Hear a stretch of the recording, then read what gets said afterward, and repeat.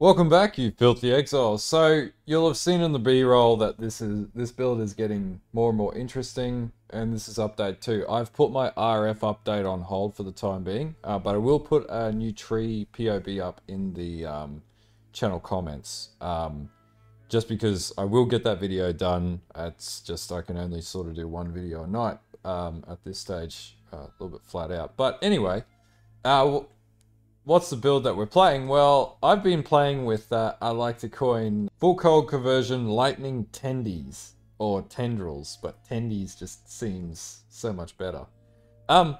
Basically, we started in video 1, we started sort of balancing this out, realized pretty quickly that it's really powerful. It's actually way more powerful than I thought, and there's like less than 15 people in the entire POE.ninja universe that are actually playing this build. But they're fully aware of how absolutely disgusting this build is. Now, as far as I can see, I'm the only one that's went full cold conversion for this one. And quite frankly, I prefer it, though it can go higher DPS. I'm also the only one that's done Elementalist with Golem Stacking. But anyway, let's have a talk about the build and see why you should be playing it. So, okay, so just a little bit about how this build actually works. You can see here there's the big tendies coming out, and you'll also notice that my screen is getting a bit choppy, and that's just because of the frame rate in my old GPU. So the big tendies are like the big strong pulses, and the little tendies or the little tendrils are the small pulses. And that's pretty much a really important mechanic to understand, because that's how our POB works. So it has 2 phases of damage. It has normal pulse, which at the current state of the build, with some leveling, basically level grinding, we're looking at about 1.9 million damage per normal pulse. Now for the big tendies, 10 million and 90% crit. Now how do we achieve this? Well, pretty simple stuff. Let's just have a quick talk through the configs. Number 1. In my build, because I use cold conversion, and I will talk through the mechanics now because it's some pretty gnarly shit. And this is Cyrus damage, by the way. This isn't fake damage. This is Cyrus damage. If it was fake damage, we'd be on like 15 million DPS. But no, this is the real deal. Real McCoy, as they call it. So, frenzy charges. We generate this off of Ice Bite in the build. So skills, we have Ice Bite in our main skill, which is 70% chance to gain a frenzy charge on killing a frozen enemy. Well, we're always killing frozen enemies, so because we have a pretty good chance to freeze. And if we have a look at our chance to freeze with lightning tendies, chance to freeze is at 25%, which is pretty damn good considering we cast at 9, and at max cast we're casting at like 10.83. So we have really high cast rate for this channel, which is really friggin' good. So, tick. Ice Bite works. Plus there's a bunch of synergies in the tree that I'll talk about very shortly that buff up the ability to freeze enemies as well, and then chill enemies and everything. It's basically like every form of freezing possible. So on that we have Onslaught crafted onto our boots. Literally just like your basic energy shield boots with a good craft on them. It's that simple. You get 10% chance to gain Onslaught for 4 seconds on kill. Where did I get this craft? Just doing Syndicate. Really basic stuff. Really easy.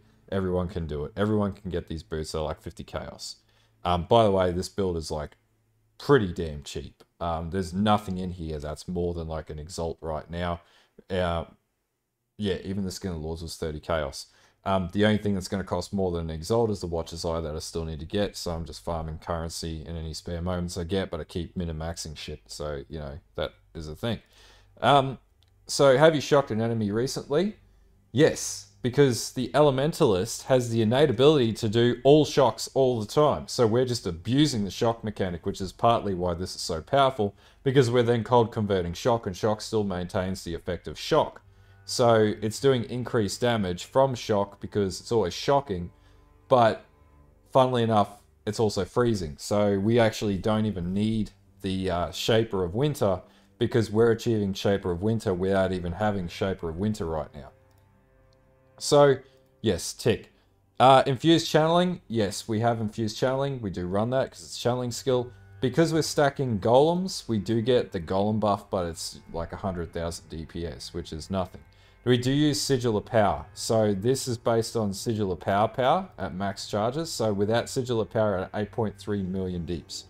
But Sigil of Power charges up really quickly with channeling skills that have no mana sustain problems. And this build has no mana sustain issues. Even taking on Baran, you can face tank Baran with it. It's running clarity. So, and I don't even have like an anomalous clarity or whatever it is. So, yeah, no mana sustain issues. Really big advantage. I'll just pull this in because I feel like this is not doing the right thing. Just hit that. So no mana sustain problems, which is good. Vortex, I will talk about that soon. I am running Vortex because I'm actually proccing Vortex when I move and running Hypothermia. So that's also a big advantage of this, is we're co-running Hypothermia, Frost Bomb. So we're doing huge amounts of exposure, which then synergizes with the Shaper of Storms. No, it synergizes with exposure you inflict does negative 25% effect to resistances. And then your mana continually generates off that too. So that's another damage format. Now we do have enemies on full life. That's because we have the 150% crit chance against enemies on full life. So the first time you hit an enemy, they're going to get smacked for full force crits, which is good. Enemies are chilled, they are frozen, they are shocked. Now the effect of shock, I'm not entirely sure. If we hit 60% shock, we're at 12 mil. But for now, I'm just leaving it as it is. I'm going to assume that it's much higher than what I know that it is, just because I'm not as good at calculating the shock mechanic. But you know what? That being said, it's doing 10 mil, so who cares? We do Unnerved. The way that we proc Unnerved is actually on our gloves, and it's part of the new enchants. So there's a couple of things off the new influences that are on the gear, for example. And we'll talk about it in the gearing section. So 15% chance to unnerve enemies for 4 seconds on hit. And then on our boots, we also have drop sap ground while moving. And these are just the new essences that, or the new, was it the Ichors and the XR crafting mats for implicit crafting. So really easy to get that, nothing crazy. So yeah, and then nothing else is ticked on. We don't do on Frost because that's a different attribute and it comes from a different ring. We don't have any other attributes here. So pretty straightforward on the tree. So we'll talk about that after. But that's basically the mechanics. And then basically, as you move around, you're going to drop Vortex. This is also going to apply Hypothermia. And then you're going to hit your Frost Bombs out. And then basically tendies around. And then when you hit a bigger boss, you're going to hit Sigil of Power. And because our cast speed's so high, you can drop all of this with no real effort. The only thing I have in the tree that's not in here is Assassin's Mark. And what I've done is just simply gotten rid of Spell Cascade. So you just drop 1 Frost Bomb instead of 3. But I just prefer 3. And quite frankly, it minces bosses. As you were seeing, it fought Phoenix and Minotaur head on.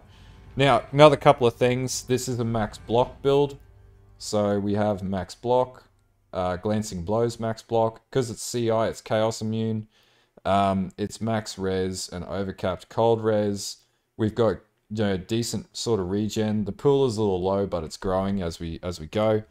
Yeah, so anyway, that's the basic mechanics of the build. Tankability wise, it does run determination as well. So we have stupid amounts of armor. I think it's like effective hit pool of like 60 to 70,000. So just sitting on it, we have 20,000 armor, and then obviously we have, you know, flasks, so we go up to 30,000. Then our Molten Shell, which has cast when damage taken, you take us up to like 35,000 armor, nearly 40,000 armor, so that's good. And yeah, outside of that, really, we're just stacking shitloads of cast speed. We've got our helm with our lightning tendies, increased damage, and yeah, anyway, let's talk about the gearing in this next section of the video. Okay, so the gearing has slightly changed, but not significantly. The boots that I had before, same boots, they're just better, you know, good boots. I just crafted on movement speed with onslaught chance. Gloves, same gloves. One of the problems is strength and dexterity, which I'm running into a bit of a bottleneck with, but the gloves just get the unnerve implicit on it from the new Exile craft, and yeah, that'll get you through. Belt, no real change. Pretty shonky belt. We can get a way better belt, but I just haven't invested in it yet. Wand, we did change this out slightly. But we could definitely get a better one, and most likely we're going to use a scepter, because we want to get more flat lightning damage, not cold damage, because we convert lightning damage, remember, and then basically, so that's flat lightning damage to spells, +1 to lightning spells, increased critical strike chance, and we want to get like 25%, 30% cast speed. And that's going to amp up my damage significantly. You do not want to run a cast and trigger setup. Tried it, doesn't work. Rings. I actually now have 2 corrupted Call of the Brotherhoods. One to get my dexterity and strength percentage up, which has 20% also on quality, which is just by using, I think, the prismatic catalyst to do that. And then another one which actually has an implicit 4 to 52 lightning damage to spells and attacks. Now you could just get 2 of these, and this will up your damage pretty significantly. This is like a 30 chaos ring. This is a 30 chaos ring. These aren't cheap at all. Chest is still the same. Skin of the Lord's Zealot's Oath. This was like 30 to 50 chaos chest, so it's nothing. All of this is like, you know, under 50 chaos for each item, so dirt cheap. Even one like 50C, I don't think this is anything significant. Let's just have a look and find out. Yeah, like 1x. It's not too expensive. Helm, even that was pretty cheap. Like, I think it was like, yeah, 55 to 75 chaos, so dirt cheap. Amulet, same thing. We just have Wrath reservation reduction. So this was a really cheap, and I got cast speed on this too. So again, dirt cheap with charisma crafted on, and then obviously Aegis Aurora, which is 1 Exalt. Just the best shield in the game, and obviously this gives you 2% of armor when you block, is replenished as life. The more armor you got, the more, and because we run glancing blows, the stronger this gets as you level up. And then yeah, pretty much that's it for the gearing. That's the major thing. Flask wise is a little different. So you'll notice that because of the way that flasking was changed this league, now there's like tiers of crafts on flask, and quite frankly, all I did was get a high item level flask. That's a bad example, that's a bad example, that's a good example. So an item level 85 flask, and then just hit it with alterations until it gets what I want. Just buy a shitload of alterations, like 200-300, and you'll eventually get it. But in this case, you know, because I have like 90%, up to 90% crit, I'm always critting. So what this means is when I'm critting on an enemy, I'm always generating flask charges, and then when I crit over the top, it triggers a flask. So if I'm on a boss, I don't actually need to hit flask, it just keeps dropping flask, and this means we can really abuse this system. So with this one in particular, 35% increase to 35% chance to get a flask charge when you deal a critical strike, and then when this flask triggers, you get 21% chance to freeze. So automatically we go from 25% chance to freeze up to, what's that, 46% chance to freeze straight away. So a 1 and 2 hit, we're casting nearly 11 hits per second. Or, you know, spell hits per second, if you want to call it that. So we're guaranteed to freeze any enemies we come up against, as well as hypothermia, which increases our damage against frozen enemies, so on, so on, so on. Then we've also got a Doctor's Eye or an Iron Flask, and the reason why is we get ward out of this, which we get 400 wards. So we get a ward pool of 400 plus 5,192 ES plus max block. So we, you know, get an effective life pool of, you know, if you want to look at it like that, of about 5,600, which isn't too bad considering. This is a really good way to get around pretty much not having a huge ES pool early on. Now you could get the boots to craft out ward, entirely up to you, but this works really well for this build. And then have a sulfur flask, same thing, movement speed and consecrated ground. And in fact, I haven't even included consecrated ground on the tree itself, so if we were to add that in, it won't have a significant effect to DPS. Yeah, really does nothing. But anyway, you can flick that out and change that for anything else defensively. We have a diamond flask, which gives 10% increased cast speed when it triggers, and then it gains charges as we crit. And the same with a granite flask, which gives me movement speed. So from this, I get like 14% increased movement speed after I've been critting. So that's why with 3 frenzy charges and then 14% increased movement speed on 20%, we get 34% increased movement speed plus frenzy charges. And we're basically a Speedy Gonzalez mofo running around the map. And that's pretty much how the gearing works. That's the basic gist of the idea. So I guess the next section we'll talk about gem setups and how that works and the synergies that we've got rolling in. Not a huge number of changes to gem setups. So in the helm, we've got our lightning golem, flame golem, ice golem, and stone golem, because obviously we stack golems, and that's from our ascendancy as the elementalist. Now these auto cast, so you don't need to worry about having to recast golems. They're just always there, so you just get the auras off them. And obviously you want to get golem commander, and don't worry about the tree, we'll talk about this very shortly. So golem commander, you want that because you get increased buff effect. Don't worry about these two nodes here. You lose 40% buff effect, but it doesn't really matter. From there, shield, we're just running hypothermia, sigil of power, and vortex. And obviously we've got vortex max mapped to our move button, so we're always hitting hypothermia on enemies. Then in our main one, we've got frost bomb, discipline, and spell cascade. Now, you could get rid of spell cascade, and instead of run spell cascade, you could run your assassin's mark, which I've always got loaded up here. This is going to give you huge amounts of crit increase, to the point where you will just like 2-hit to 3-hit bosses with the big tendies that come out. Entirely up to you. I'm not running it currently, but if I was going to take down like the Exile, for example, I would switch out spell cascade and then just have this, and then have assassin's mark to trigger on Exile and just rip him.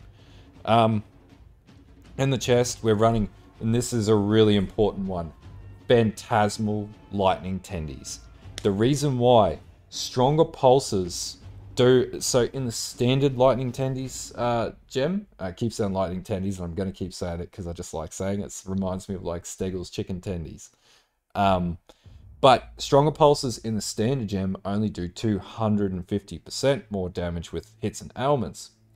Phantasmal does, I think, a 15% decrease to, or 25% decrease to, no, it's 15% decrease damage to the standard, arcs that come out, or pulses, but it does 250% increased damage on top, 200% increased damage on top of your strong pulses, which is where all the stupid amounts of damage come from. So if you're running standard lightning tendrils, you're going to be underbaking your DPS. But if you run this, you're going to be getting an extra. We can actually calculate this. So if we go here, lightning tendrils, we switch this to default. It goes from 6 million to 10 million in one go. It's so damn powerful. Like, we're talking about a difference of the low cap from 2.3 mil going to 1.9 mil for a trade-off of going between, 7 mil to 10.5 mil. So Phantasmal is an absolute. If you can get a 21, extra 1 mil on top. It's huge damage. It's ridiculous. Like, the fact that nobody's playing this build is crazy because it's so damn powerful. So on top of that, infused channeling, increased critical strikes. You also want to get awaken added lightning damage, which is really, really cheap. Like, I think if we look at this, it's like 2 exalt. Like, that's what I got it for. I got it for like 1 exalt at the time. Worth every cent. When it gets to level 5, you get an extra 1 to your gem. So you go to level 24 tendies if you only got a level 20 gem. Level 25 tendies if you've got a level 21 gem. So then you've got increased critical strike support. Ice Bite, a little different than everybody else because we want to generate frenzy charges, and it also gives you 15% chance to freeze. And then critical damage support because we're just running stupid amounts of crit on this build. Now, I sort of goofed up and I don't have a 2020 gems in here, but I would recommend getting 2020 gems. Part of the problem with Skin of the Lords is the gems have to be corrupt to be able to run them in the item. In the gloves, Tempest Shield, Wrath, Determination, Clarity, and just level 12 Clarity. This means that we can perpetually cast, as you'll see down in the corner. We never run out of mana. So, and that includes popping as many skills as we want, and then obviously as we actually hit enemies and things like that, we get more mana, and then we're a mana sustaining monster. So this is one of the few builds out there that can handle mana burn. So in our boots, the other way we move around, we're just using shield charge. So we use shield charge, molten shell, faster attacks, and custom damage taken. You'll notice I don't have like a flame dash or something like that, and that's probably where, you know, that's where I'd switch out if I really needed it in a particular fight. I would switch out Spell Cascade for that, for example, or maybe switch out, you know, Sigil of Power for flame dash or something similar to that, and basically use that instead of shield charge. But shield charge is pretty good for most instances, and quite frankly, that's how you get your map clear up. But that's pretty much the gearing. So we'll talk about the tree next.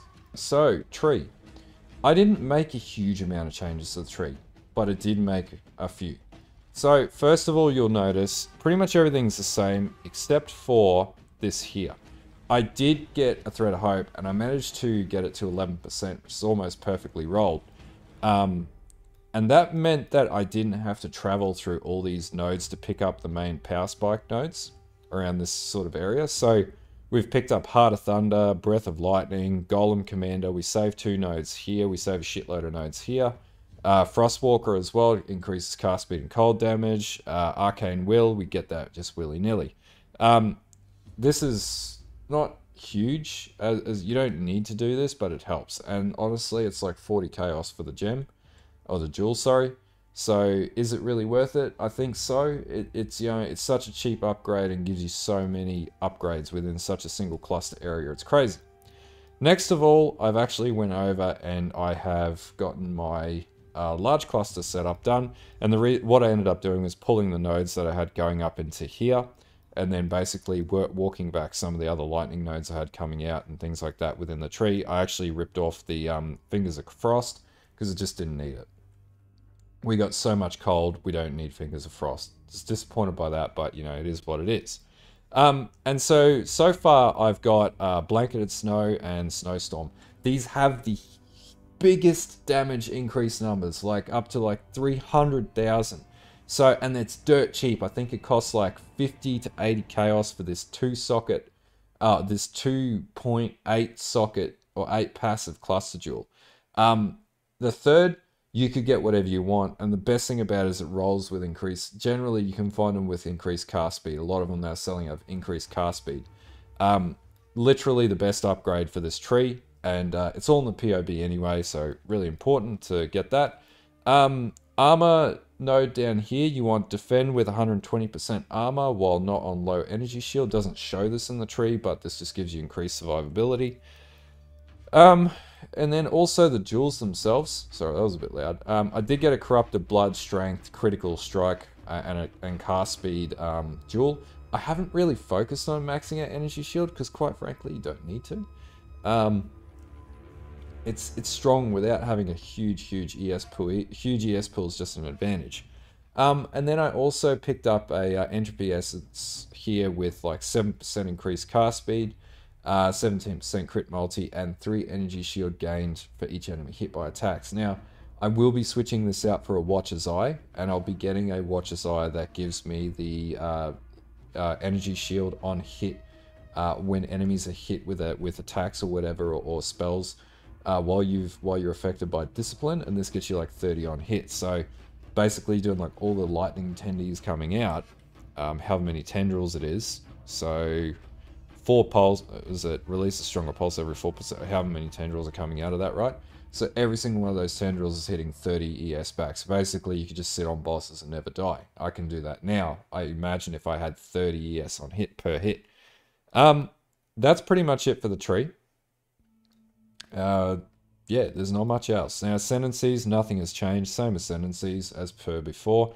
You know, obviously, Leisure Primordial first, Shaper of Storm second, Elementalist third, and Mastermind of Discord fourth. And yeah, that's pretty much the build.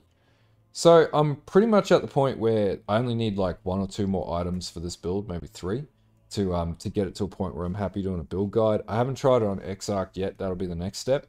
Once I get it on Exarch, then I'm not too worried about Eater of Worlds. It's a bit of a shit boss fight as it is. You can fight me over that, I don't care. Exarch, quite frankly, is the best boss fight in the game right now. And I hate Maven. I'm terrible at Maven. So yeah, we're not going to count that. And we'll try it on Cyrus too, because, you know, why not? But yeah, right now this build is almost at completion point, and I'll be doing a full build guide for this one. But literally, the take home here is one of the strongest builds I've played in a long time. Super fun, super different. Nobody's playing it, so the gear's relatively straightforward and cheap. And just really interesting, like, and a lot of fun. Anyway, all the stuff will be in the description that you need, the POB, everything else. If you get stuck, post in the comments, and until next time, have a good one, and bye.